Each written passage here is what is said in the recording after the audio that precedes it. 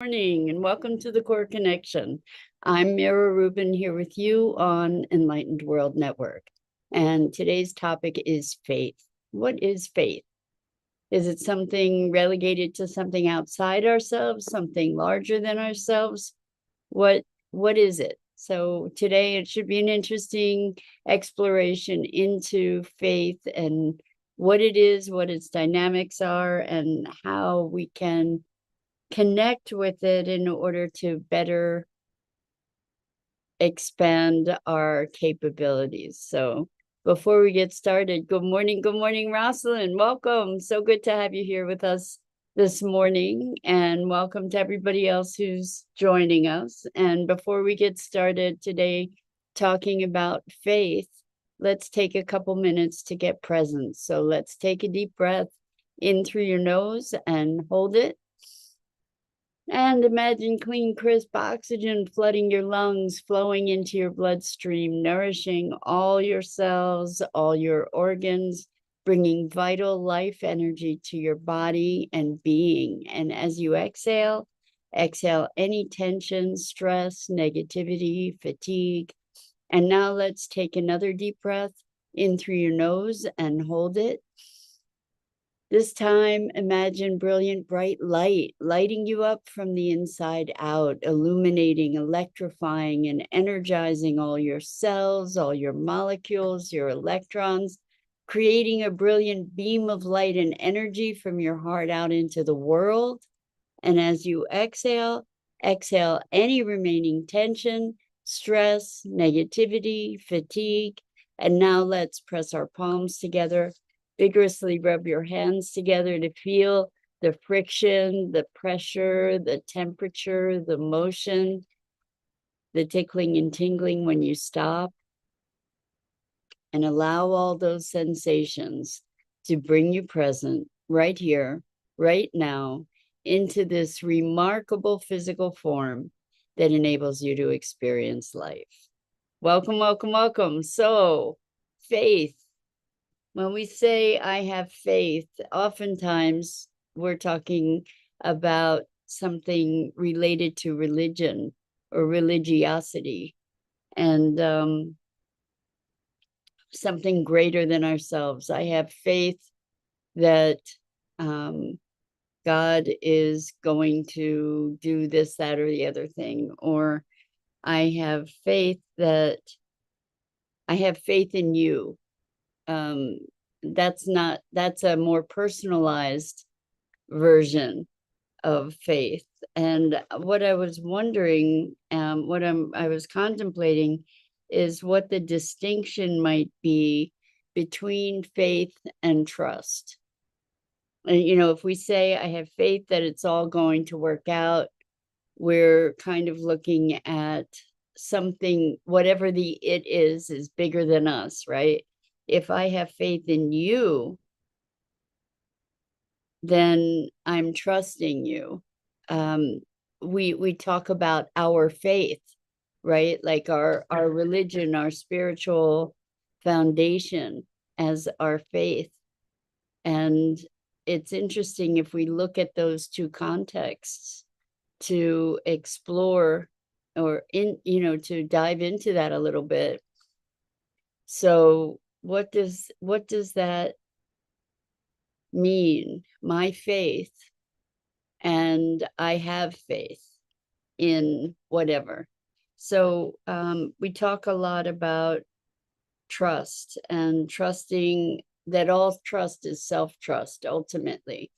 And I was going to call this morning's conversation faith and trust, but I opted just for faith. I'm not sure what the difference is between faith and trust.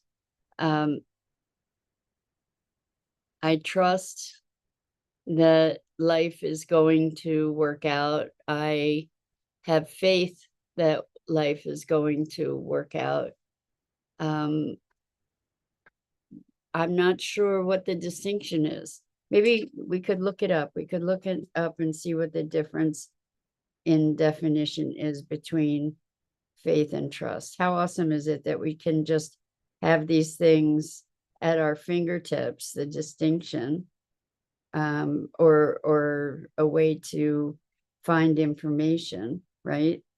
Let's see. Difference between faith and trust. Okay, so difference between faith and trust. Let's see. Okay, often used interchangeably. What's the difference? Faith and trust have similar meanings, and often people will use the words interchangeably. Even Merriam-Webster defines faith as belief and trust in and loyalty to God. For most people, there's no practical difference between faith and trust. To them, the two are synonymous. Any differences that exist are very fine. So one of the differences is grammatical. Trust can be either a noun or a verb. We can place faith in something. Good morning, April. Welcome. Great to have you here with us this morning. We're talking about faith. And what is faith? Faith is trust in something, typically something greater than ourselves, although we can express faith in another person or trust in another person. You know, I have faith that you'll keep your word. I have faith that you'll come through to the other side. I trust that you'll come through to the other side. I trust your judgment. I think it's interesting to be noticing that we refer to our religious beliefs as our faith. And so there's a body of trust associated with that. I'm just exploring this with you. I just find it really interesting to notice that when we have faith, whether it's religious or not, in something larger than ourselves, whether it be in God, whether it be in nature, whether it be in life itself, whether it be in consciousness, when we have a larger faith or a trust in something greater than ourselves, it gives us a lot of latitude and a lot of capability, I think, to be more accepting. And I don't mean complacently accepting. I mean accepting that this is what's so, and now what? When we have a faith or a trust, it can carry us through really difficult times. When we're having challenges in day-to-day life and we're operating under the notion that I have faith in something greater, I have trust that life is happening for me and through me, for example, then I can maybe become less attached to the outcome or to the immediate circumstance and be present to a longer range possibility. I guess the question that we get to ask is, how do we cultivate that faith? How do we generate that trust? And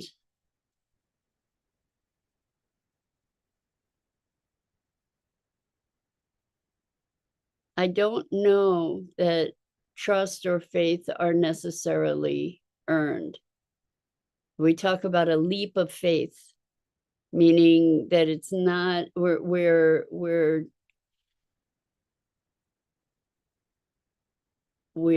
stepping into or beyond perhaps the rational into an untested dimension, an untested realm perhaps. And sometimes it's earned, where we see someone's consistency. We observe that someone honors their word, and that gives us reason to trust them, perhaps. And trust and faith is always a leap in a way. It's maybe it's a projection forward into time. I'm wondering about that. Does that sound like it's accurate to you, that if we're having faith, it's kind of like that something is going to happen, unless we're steeped in the faith, we're present to the word surrender comes up, that there's, and I hate that word, actually. I don't hate it, I just don't love that word, because I grew up with the Wizard of Oz, and it's always surrender, Dorothy. So this notion of surrender is a little bit, it's challenging. I'm challenged by it, but we're kind of giving ourselves to a belief or to an expectation, perhaps. It's interesting to be looking at that. When I say I trust you, what does that mean? It means I trust you not just in this moment, I trust you into the future, typically, right? And with faith, I have faith that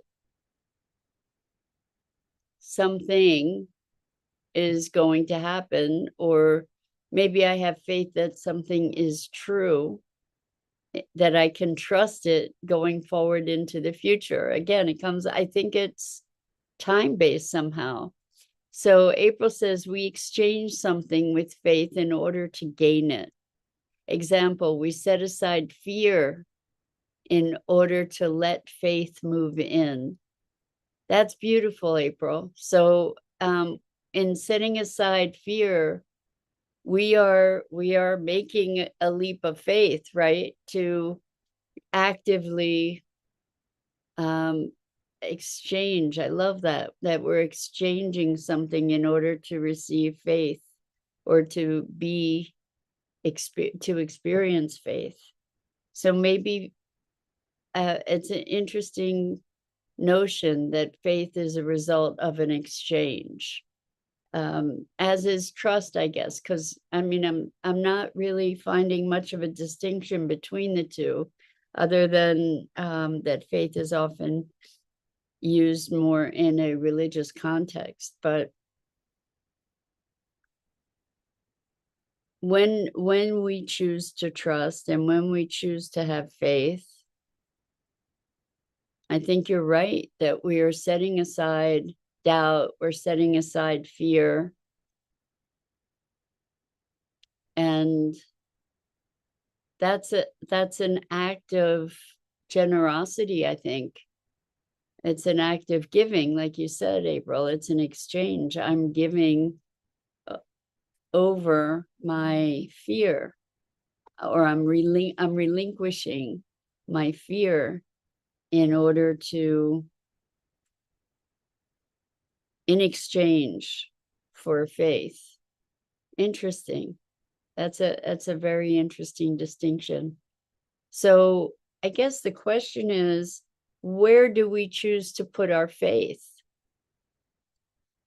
I think that Rosalind says leap of faith, as if there's an athletic, oh, I'm sorry, you didn't say athletic, you said etheric. Leap of faith, as if there's an etheric bridge to connect to. Yes.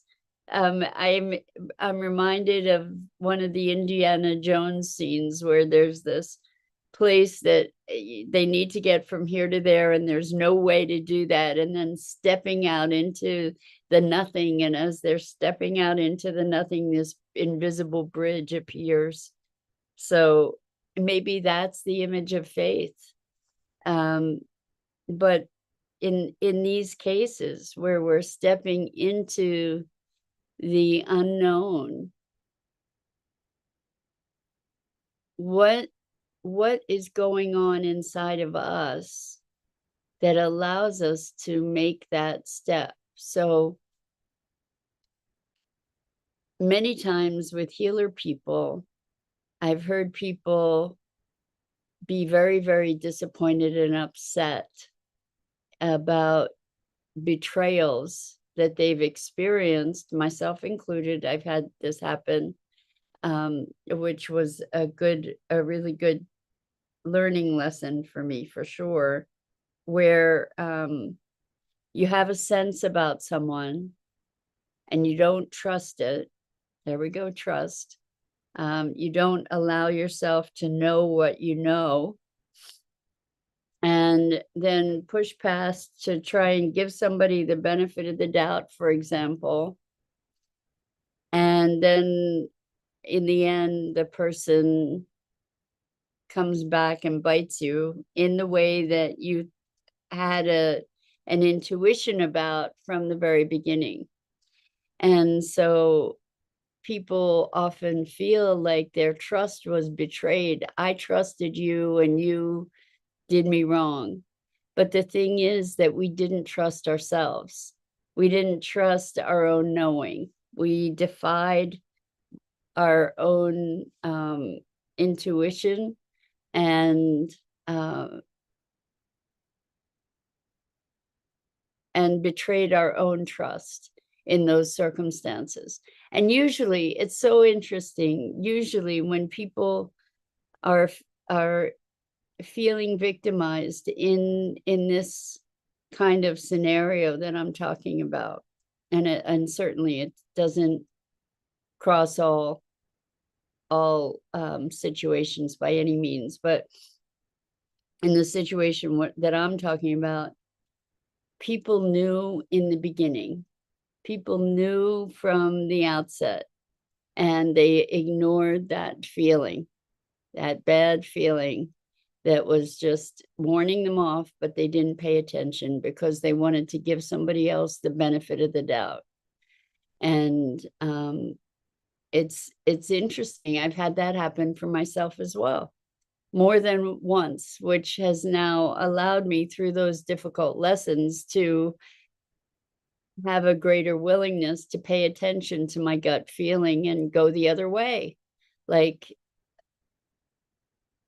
danger, danger, Will Robinson. That's a reference there. I don't know if you all you all are old enough to remember Lost in Space, but there was this robot.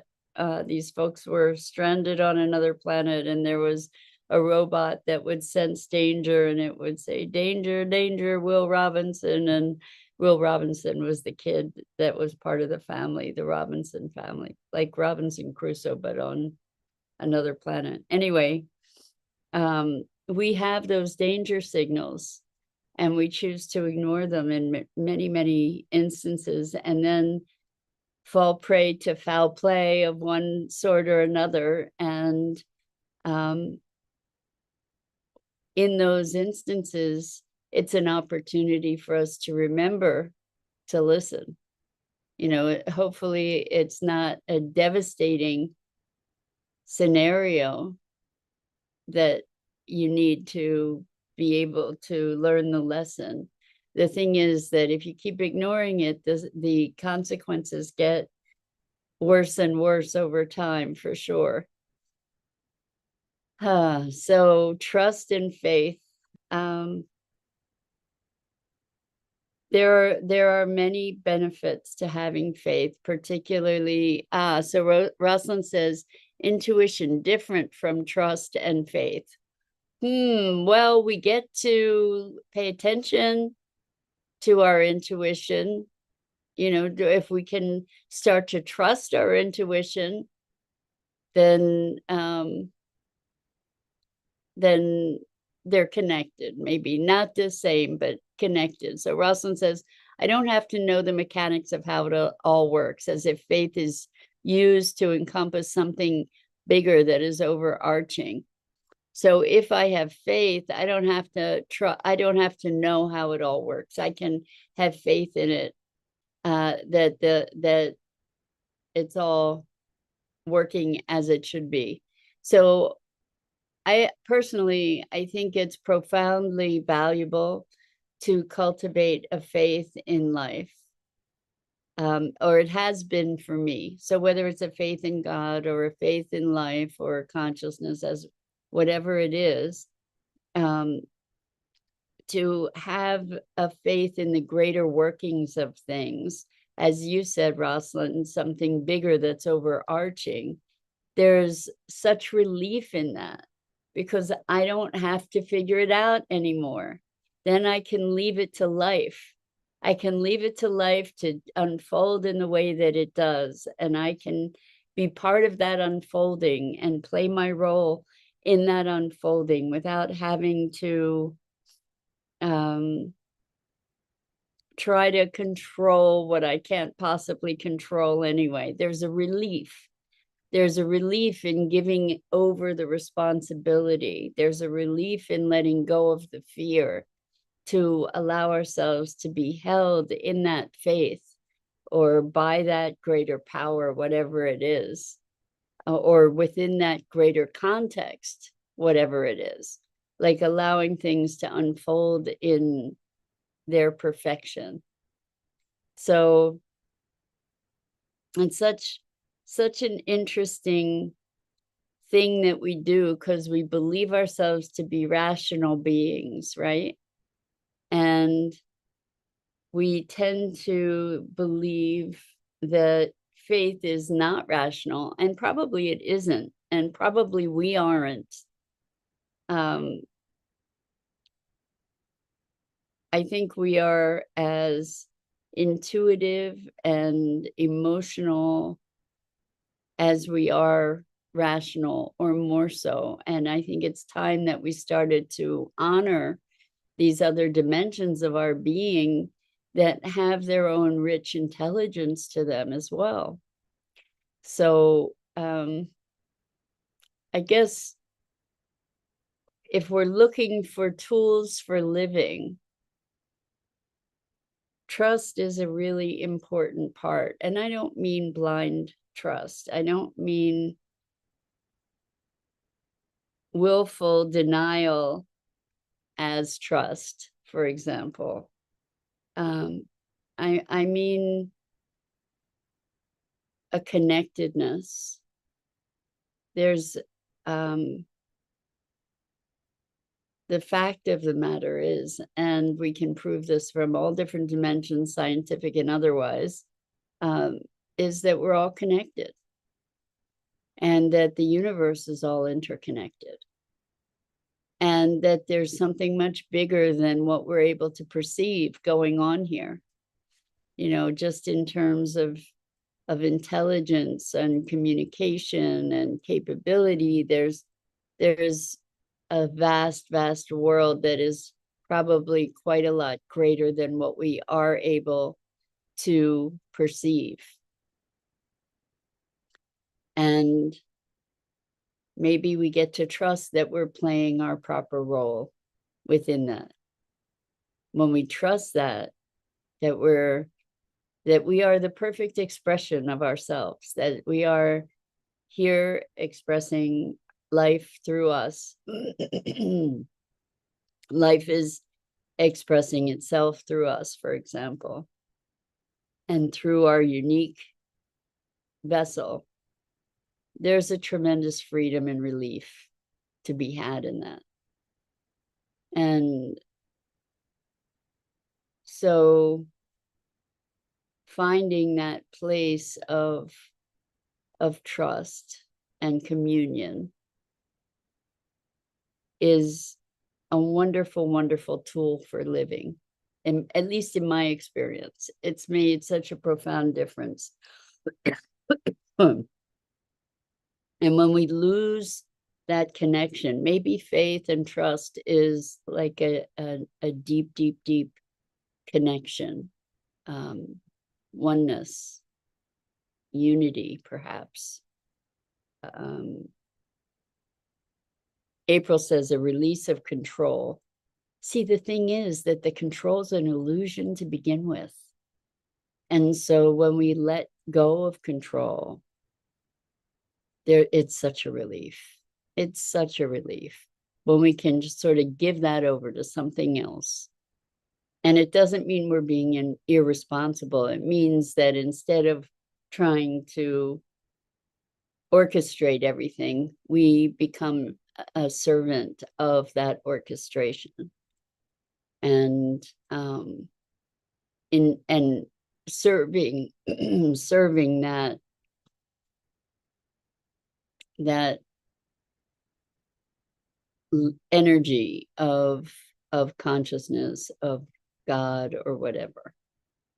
So there's a huge relief to be had in it. And I think that it gives us an ability to have a richer expression, a richer and more authentic expression of ourselves, ironically.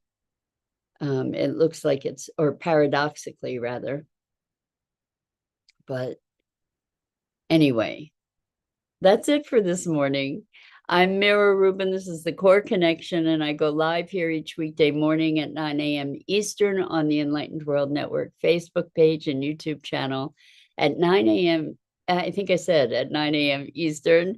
And as I invite you to check out the other awesome programming on Enlightened World Network and Enlightened World Living. And as always, it is such a pleasure and a deep privilege to be able to spend this time with you and engage together in these inquiries. We get to examine life and hopefully thereby enrich it. So until next time, so much love to you.